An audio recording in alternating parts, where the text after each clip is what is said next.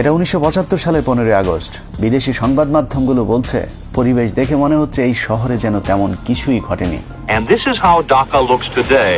The same tanks on the streets, soldiers still on guard, and yet it is almost as if nothing had happened. কিন্তু আজকের পরিস্থিতি সম্পূর্ণই ভিন্ন। শেখ মুজিবের নাম ধরে কথা বলাও যেন এখন মহা অপরাধ। কিন্তু সেদিন গোলাবারুদ ছাড়া কামান নিয়ে কর্নেল ফারুক শেখ মুজিবের গোষ্ঠী শুদ্ধ রফা দফা করে দিলেও শেখ মুজিবের এত ভালোবাসার মানুষেরা একজন এগিয়ে আসেনি। কেউ কোনো পদক্ষেপ নিল না।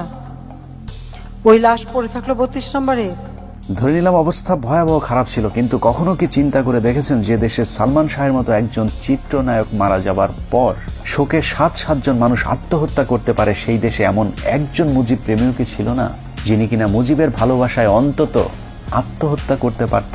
আসলে শেখ মুজিবের প্রতি এখনকার আলগা প্রীতি আর তখনকার পরিস্থিতি ছিল সম্পূর্ণ ভিন্ন রকম। একটি মানুষ ছিল না সাহস করে এগিয়ে আসার, একটি মানুষ ছিল না প্রতিবাদ করার। 15 আগস্ট থেকে 16 আগস্ট ওই লাশ পড়েছিল। কেন কেউ এগিয়ে আসেনি সেটাই আজকের অনুসন্ধানের মূল বিষয়। আজকে যারা শেখ হাসিনাকে দেখছেন তাদের অনেকেরই ধারণা শেখ হাসিনা খারাপ হলেও মুজিব খুবই ভালো মানুষ ছিলেন, কিন্তু বাস্তবে শেখ হাসিনা তার পিতার ডুপ্লিকেট কার্বন কপি। দুজনই পেছনে তেল নিতে পছন্দ করতেন, কিন্তু সমালোচনা সহ্য করতেন না। এই যে নতুন সিস্টেমে যাচ্ছি আমি। হাসিনার মতো শেখ মুজিবও দুর্নীতিবাজ, তেলবাজার, চোর বাটপার নেতাদের কাছে রেখে যোগ্যতা সম্পূর্ণ সৎ মানুষগুলোকে সরিয়ে দিয়ে নিজের বিপদ নিজেই ডেকে এনেছিলেন। মেজর ডালিম বলছি, শেখ মুজিব ও তার খুনি দুর্নীতিবাজ সরকারকে উৎখাত করা হইয়াছে। এ বিষয়ে সাংবিধানিক আইন ও রাজনীতি বাংলাদেশ প্রসঙ্গ বইয়ের 52 নম্বর পৃষ্ঠায় বলা হয়েছে, স্বাধীনতা পূর্ব মুজিব আর প্রধানমন্ত্রী হিসাবে মুজিবের মধ্যে রয়েছে আকাশ পাতাল পার্থক্য। বঙ্গবন্ধু হিসাবে মুজিব ছিলেন চমৎকার, কিন্তু প্রধানমন্ত্রী হিসাবে অত্যন্ত দুর্বল। সেই সরকার অনেক ভুল করেছে এবং সেটা আমাদের অর্থনীতিতে ভীষণভাবে আঘাত করে। বইটির 161 নম্বর পৃষ্ঠায় বলা হয়েছে, মুজিব সারা জীবন গণতন্ত্রের জন্য সংগ্রাম করেছেন, কিন্তু ক্ষমতায় যাবার পর তিনি গণতন্ত্রকে প্রাতিষ্ঠানিক রূপ দিতে চাননি। এভাবে স্বাধীনতা পূর্ব বঙ্গবন্ধু আর স্বাধীনতা পরবর্তী স্বৈরাচার মুজিবের মাঝে বিস্তর ফারাক দেখা যায়। The Awami League cadres were armed and the opposition political movement were harassed. Sheikh Mujib প্রসঙ্গে সেক্টর কমান্ডার মেজর জলিল তার অরক্ষিত স্বাধীনতায় পরাধীনতা বইয়ের 35 নম্বর পৃষ্ঠায় লিখেছেন, মুক্তিযুদ্ধের জনক হিসেবে পরিচিত মুজিব মুক্তিযুদ্ধের চেতনায় পুরোপুরি বিশ্বাসী ছিলেন না বলেই মুক্তিযুদ্ধের পর তার মধ্যে পরিলক্ষিত হয় মারাত্মক দ্বন্দ্ব আর অস্থিরতা, যে কারণে তিনি কখনো রাষ্ট্রপতি আবার কখনো প্রধানমন্ত্রী হয়েছেন। মুক্তিযুদ্ধ শেষ হবার পর দেশে ফিরেই শেখ মুজিবের মাথায় কিভাবে ক্ষমতাকে কুক্ষিগত করা যায় সেই চিন্তায় ঘুরপাক খাচ্ছিল, যে কারণে মুজিবনগর সরকারের সিদ্ধান্ত অনুযায়ী শেখ মুজিব রাষ্ট্রপতি। তবে তার অনুপস্থিতিতে সৈয়দ নজরুল ইসলামকে সরিয়ে তার রাষ্ট্রপতি হবার কথা, কিন্তু শেখ মুজিব রাষ্ট্রপতি না হয়ে প্রধানমন্ত্রী হতে চাইলেন, কারণ প্রধানমন্ত্রীর ক্ষমতা রাষ্ট্রপতির চাইতেও বেশি। 10 জানুয়ারি ভারত থেকে ফিরে ঢাকা বিমানবন্দর থেকে ট্রাকে করে রেসকোর্স ময়দানে যাওয়ার পথেই মুজিবুর রহমান তাজউদ্দিনের কানে কানে বললেন, তাজউদ্দিন, আমি কিন্তু প্রধানমন্ত্রী হব। যে তথ্যটি তাজউদ্দিন আহমেদের মেয়ে শারমিন আহমেদ তার লেখা তাজউদ্দিন আহমেদ নেতা ও পিতা বইতে উল্লেখ করেছেন। যেই কথা সেই কাজ। মুজিবনগর সরকারের অস্থায়ী সংবিধান বাতিল করে 11 তারিখে নতুন সংবিধান আদেশ জারির পর 12 তারিখে তাজউদ্দিনকে সরিয়ে প্রধানমন্ত্রীর চেয়ারে বসেন শেখ মুজিব। তার ঠিক 10 দিন পর 22 জানুয়ারি রাষ্ট্রপতির পদ থেকে সৈয়দ নজরুল ইসলামকে সরিয়ে মুজিবের পছন্দের মানুষ বিচারপতি আবু সাইদ চৌধুরী ও পরে মোহাম্মদ উল্লাহকে রাষ্ট্রপতির পদে বসান। তবে দুজন রাষ্ট্রপতির সাথে মুজিব চাকরের মতো আচরণ করতেন।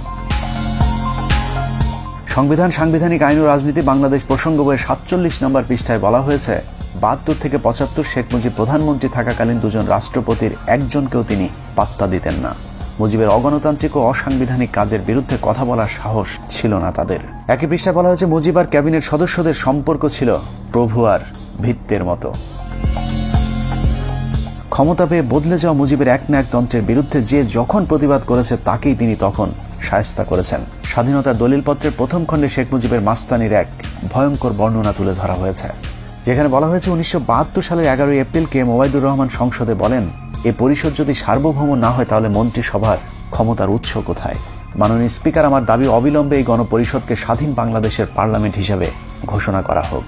এ কথা বলার সময় তাকে বারবার থামিয়ে দিচ্ছিলেন মুজিবের তেলবাজ স্পিকার আব্দুল মালেক উকিল। স্পিকার কোনোভাবেই কে ওবায়দুরকে থামাতে না পারলে শেখ মুজিব স্পিকারকে বলেন, মেম্বারদের একটা বিষয়ে হুঁশিয়ার করতে চাই, স্পিকার যখন কথা বলেন তখন আর কারো কোনো কথা বলার অধিকার নাই, বললে তাকে পরিষদ থেকে বের করে দিতে পারেন। অথচ সংসদের ভেতরে স্পিকারকে প্রধানমন্ত্রীর এ ধরনের আদেশ নির্দেশ সম্পূর্ণভাবে বেআইনি। শেখ মুজিবের স্বৈরতন্ত্রের বিরুদ্ধে আরও অনেকেই কথা বলা শুরু করলে বিক্ষুব্ধ গণপরিষদ সদস্যদের শায়েস্তা করবার জন্য শেখ মুজিব ভয়ঙ্কর এক অদ্ভুত আইন তৈরি করেন, যার নাম গণপরিষদ সদস্য পদ বাতিল আদেশ। জনগণের দ্বারা নির্বাচিত প্রতিনিধিদের বিরুদ্ধে এ ধরনের আইন আজও পর্যন্ত পৃথিবীতে বিরল। এই আইনের মাধ্যমে শেখ মুজিব যখন যাকে ইচ্ছে হয়েছে গণপরিষদ সদস্যের পদ থেকে বহিষ্কার করেছেন। আইনটি পাশের মাত্র 3 মাসের মধ্যে 46 জন এমপিকে বরখাস্ত করেন একনায়ক মুজিব। একের পর এক শেখ মুজিবের স্বৈরতান্ত্রিক আইন পাশের বিরুদ্ধে তৎকালীন তরুণ parliament member barrister Amirul Islam Sheikh মুজিবকে বলেন, আপনি একা এ ধরনের আইন তৈরি করতে পারেন না। কোনো আইন তৈরি করতে হলে অবশ্যই আইন পরিষদের অনুমতি নিতে হবে। এতে ক্ষিপ্ত হয়ে মুজিব আমিরুল ইসলামকে বলেন, তুমি একজন অদক্ষ যুবক, তুমি দেশ পরিচালনার কি জ্ঞান রাখো? একই পৃষ্ঠায় বলা হয়েছে, মুজিব জরুরি অবস্থার ভয় দেখিয়ে বলেন, আমি চাইলে 3 বছরের জন্য কোনো কথা হবে না, কোনো সমালোচনা সহ্য করা হবে না, কোনো গণতন্ত্র চলবে না। যে কারণে বইটির 161 নম্বর পৃষ্ঠায় শেখ মুজিবকে মাতাল মদখোর ড্রাইভারের সাথে তুলনা করা হয়েছে। বিখ্যাত ইতিহাসবিদ ব্যারিস্টার আব্দুল হালিম তার বইতে লিখেছেন, মুজিব ছিল প্রাতিষ্ঠানিক শিক্ষাহীন নেতা, গণতন্ত্রে অশিক্ষিত মূর্খ নেতা হল মাতাল ড্রাইভারের মতো। শেখ মুজিবের করুণ পরিণতির জন্য যে আইনটি নিয়ামক হিসাবে ভূমিকা পালন করেছে তা হল রক্ষী বাহিনী অ্যাক্ট। 1972 সালের 8 ফেব্রুয়ারি ভয়ঙ্কর জাতীয় রক্ষী বাহিনী আইন পাশের মাধ্যমেই সেনাবাহিনীকে খেপিয়ে তুলেছিলেন Mujib. State apparatus and physical force. So Rakhi Bahini was launched. The Awami League cadres were armed, and the opposition political movement were harassed. সেনাবাহিনী যেন তাকে কখনো ক্ষমতা থেকে সরাতে না পারে, সেজন্যই মূলত তিনি সেনাবাহিনীর আদলে এই বাহিনী গড়ে তোলেন, যা পৃথিবীর ইতিহাসে আজ পর্যন্ত কোনো রাষ্ট্রপ্রধান করেননি। এ প্রসঙ্গে শেখ মুজিবের রাজনৈতিক সহচর মিজানুর রহমান চৌধুরী লিখেছেন, রক্ষী বাহিনীর তত্ত্বাবধানের দায়িত্ব ছিল শেখ মুজিবের রাজনৈতিক সচিব তোফায়েলের উপর, যে কারণে রক্ষী বাহিনীর পোশাক সহ যে কোনো সুযোগ সুবিধা খুব দ্রুত শেখ মুজিবের কাছ থেকে অনুমোদন করানো যেত। কিন্তু সেনাবাহিনীর ক্ষেত্রে তা ছিল সীমিত। সামরিক বাহিনীর প্যাটার্নে রক্ষী বাহিনী গঠন হলেও তাদের কর্তব্য পালনে কিংবা ক্ষমতা প্রয়োগের উৎস হিসেবে সংসদের কোনো আইন ছিল না।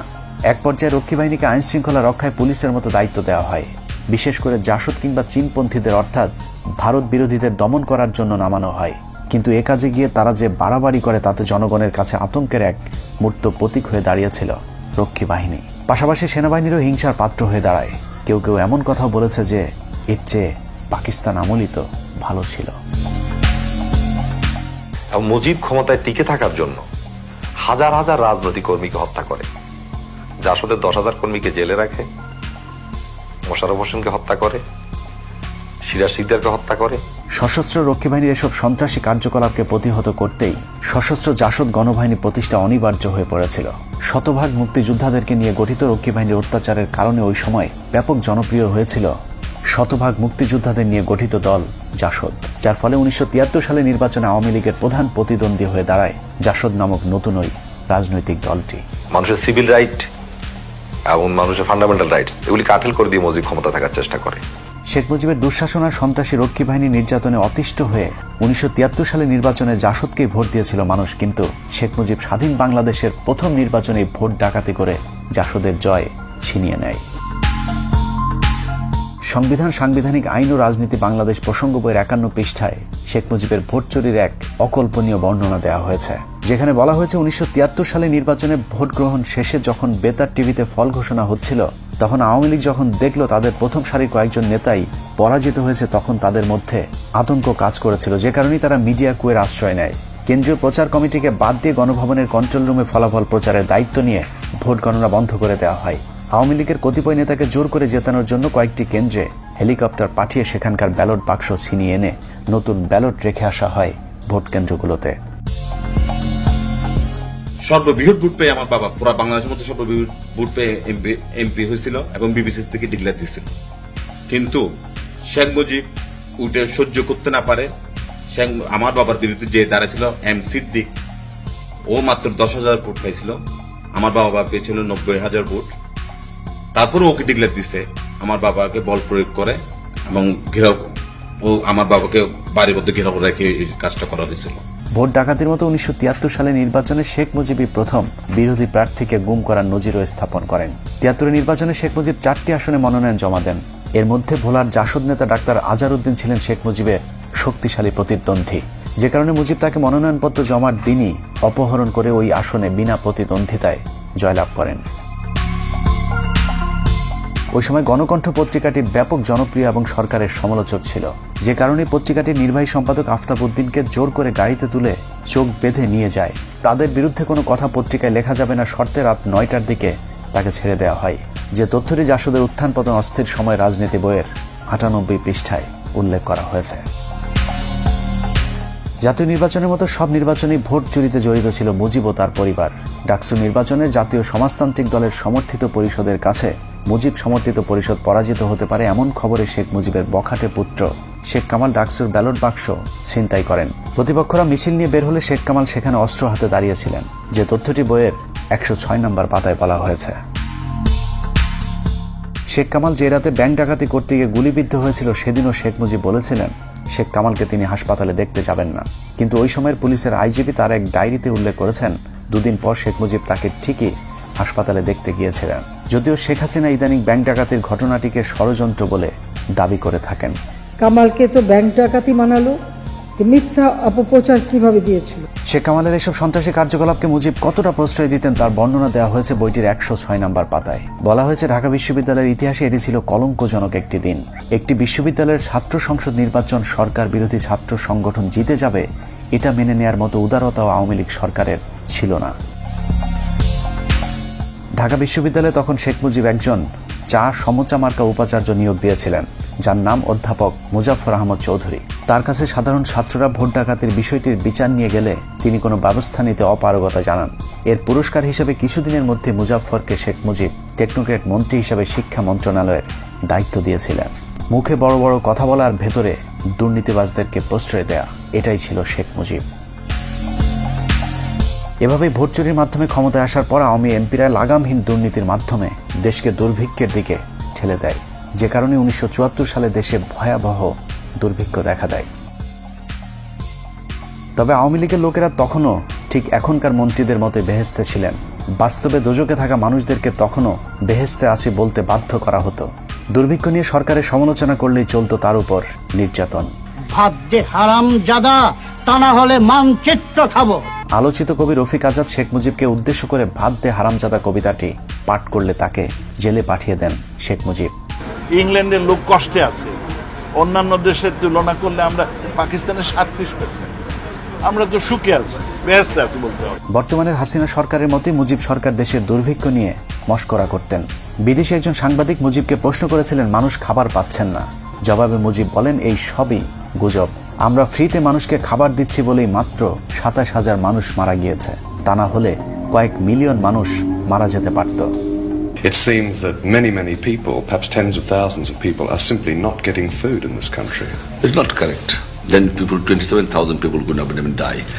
27,000 মানুষ মারা যাওয়াকে শেখ মুজিব কিছুই মনে করেননি, যে কারণে 1974 সালের দুর্ভিক্ষের পর সারা দেশের মানুষ মুজিব সরকারের বিরুদ্ধে ক্ষোভে ফুঁসে উঠেছিল।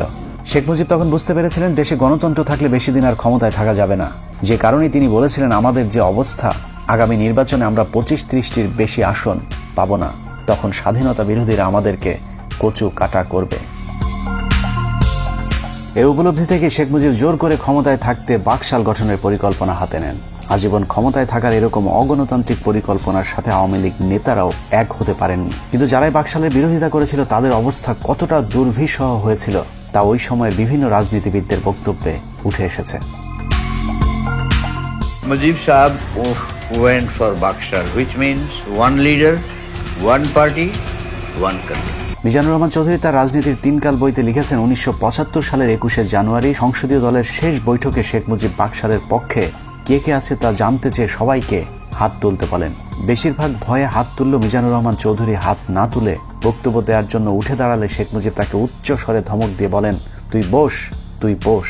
মিজানুর রহমান বসে পড়ার পর তাকে হাত তুলতে বললেও তিনি মুজিবের কথা শোনেননি। এরপর সংসদ থেকে বেরিয়ে বাসায় গিয়ে জানতে পারেন শেখ মুজিব স্বরাষ্ট্রমন্ত্রী মনসুর আহমেদকে নির্দেশ দিয়েছেন মিজানুর রহমানকে কিছুদিন জেলে আটকে রেখে তার মাথা ঠান্ডা করবার জন্য। বাকশালের মাধ্যমে শেখ মুজিবের শেষ পরিণতি ঘটবে এটা সবার আগে বুঝেছিলেন তাজউদ্দিন আহমেদ। তিনি মুজিবকে বলেছিলেন, মুজিব ভাই, এজন্যই কি আমরা 24 বছর সংগ্রাম করেছিলাম? দেশ যেভাবে চলছে আপনি থাকবেন না, আমরাও থাকবো না। এদেশ চলে যাবে রাজাকার আল বদরদের হাতে। ব্যারিস্টার মইনুল পরিকল্পনা করেছিলেন অন্তত 25 জন এমপিকে যদি গোপনে বাকশালের বিরুদ্ধে দাঁড় করানো যায় তাহলে চতুর্থ সংশোধনী পাশ করতে পারবে না। এই পরিকল্পনা শেখ মুজিব জেনে যাবার পর সংসদে ঘোষণা দেন, বাকশালের বিরুদ্ধে কোনো এমপি বিরোধিতা করলে তাদেরকে জবাই করে টুকরো টুকরো করে কুকুর দিয়ে খাওয়ানো হবে। এভাবে ক্ষমতার লোভে সংসদ, সংবিধান, আইন, বিচার, শাসন সবকিছুকেই কুক্ষিগত করে দেশকে এক নরকে পরিণত করেছিল শেখ মুজিব। অনেকে একটি যৌক্তিক প্রশ্ন করে থাকেন, শেখ মুজিব যদি ভালো না হবে তাহলে পাকিস্তানিরা তাকে এতদিন জেলে কেন রেখেছিলেন? লম্বা সময় জেল খাটলে যদি কেউ জাতির পিতা হয়ে যায় তাহলে পিচ্চি হান্নান কাইল্লা মজিদ কিংবা সুইডেন আসলামকেও আওয়ামী লীগের বাপ ডাকা উচিত। কোনো সন্দেহ নেই শেখ মুজিব একজন সাহসী নেতা ছিলেন, যে কারণে বিরোধী দলে থাকাকালীন পাকিস্তানি সরকারের বিরোধিতা করে বারবার তিনি জেলে গিয়েছেন। তার জন্য মানুষের কাছে ভালোবাসার বঙ্গবন্ধু উপাধিও পেয়েছিলেন। কিন্তু সাহস আর সততা এক জিনিস না। পৃথিবীর যত চোর, বাটপার, বদমাই, সন্ত্রাসী আছে তারা সকলেই অবশ্যই সাহসী। শেখ মুজিব সাহস দেখিয়েছিলেন, কিন্তু ক্ষমতায় যাবার পর তার সততা দেখাতে পারেননি, যদিও মুখে তিনি সবসময় সততার বুলি আওড়াতেন। তুমি যখন শাসন করবা, সোহাগ করতে শেখো, তাদের দুঃখের দিনে পাশে দাঁড়িয়েও। প্রতিটা রাজনীতিবিদ এরকম মধুর মধুর কথা বলেন। অপ্রিয় হলেও সত্য, এদেশে রাজনীতি মানেই নেতাদের লাভজনক ব্যবসা। প্রতিটা রাজনীতিবিদ বিরোধী দলে থাকাকালীন জনগণের অধিকারের কথা বলে, আবার ক্ষমতায় গেলে চুরি করে, ঠিক যেমনটা বিএনপির অনেক নেতা করে দলকে ডুবিয়েছে। এখনো বিএনপির অনেকেই অপেক্ষায় আছেন দল ক্ষমতায় এলে আবারও আল্লাহর নাম নিয়ে চুরি শুরু হবে, কিন্তু এখন তারাই আবার আওয়ামী লীগের চুরির বিরুদ্ধে কথা বলে। এটার নামে রাজনীতি, সাহিত্যের ভাষায় যাকে বলা হয় সুযোগ না পেয়ে ভদ্র। শেখ মুজিবও যতদিন ক্ষমতা না পেয়েছেন ততদিন সৎ ছিলেন, মানুষের অধিকার নিয়ে কথা বলতেন, কিন্তু ক্ষমতা পেয়েই হয়ে যান বেয়াদব, দুর্নীতিবাজ, স্বৈরশাসক।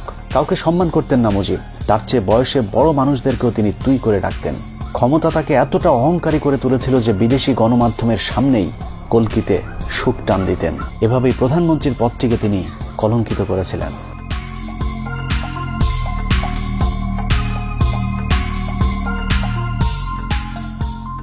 এসব কারণে মুজিবের মৃত্যুতে কেউ এগিয়ে আসেনি। সারা দেশের মানুষ মিষ্টি বিতরণ করে খেয়েছিল। ঢাকা শহরের কোনো দোকানে সেদিন মিষ্টি খুঁজে পাওয়া যায়নি। একটি মানুষ ছিল না প্রতিবাদ করার? কেন করতে পারেনি? এত বড় সংগঠন, এত সমর্থক, এত লোক, কেউ তো একটা কথা বলার সাহস পায়নি। খোদ আওয়ামী নেতারাও তার লাশ দেখতে যাননি। এতদিন মুজিবের চামচামো করা স্পিকার আব্দুল মালেক উকিল বলেছিলেন, জাতি ফেরাউনের কবল থেকে মুক্তি পেল। মুজিবের কাছের সহচর আতাউর রহমান খান 15 আগস্টকে নাজাত দিবস ঘোষণা করেছিলেন। শেখ মুজিবুর রহমানের বিরুদ্ধে যা করছে তারা তাকে যারা খুন করলো, মাওলা দয়া করিয়া শেখ মুজিবুরের খুনিদেরকে জান্নাতের বাগান বানাই দাও। 1975 সালে বাঙালি ফেরাউনের হাত থেকে নাজাত পেয়েছিল, আর 2022 সালে নমরুদের মায়ের হাত থেকে নাজাত চায়। আল্লাহ হাফেজ।